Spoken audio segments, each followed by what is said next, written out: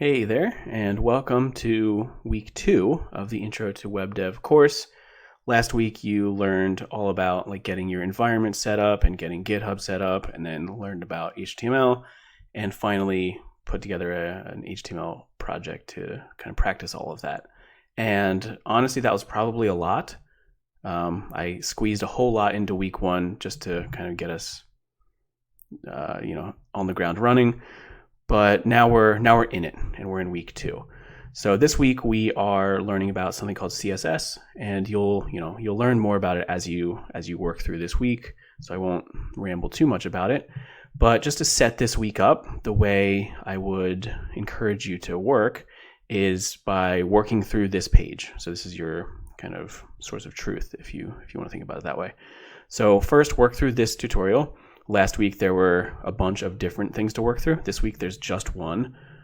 And, you can read through the tutorial and watch this video, whatever combination of those things you want to do. I would honestly recommend doing both, but it's kind of up to your personal preference.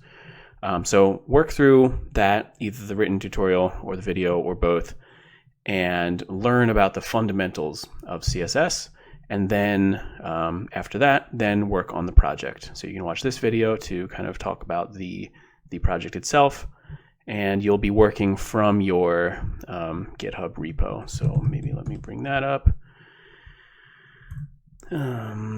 Yep. So you'll be working from this repo for the project this week. Actually, it's going to be true of every week, but this week you'll be working from week 2 CSS, and you can read all about it here.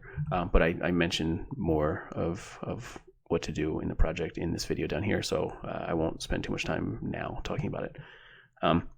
Okay, so yeah, that's the gist of what I sort of encourage you to do this week. Read through this page, read this tutorial, watch this video, then do the project.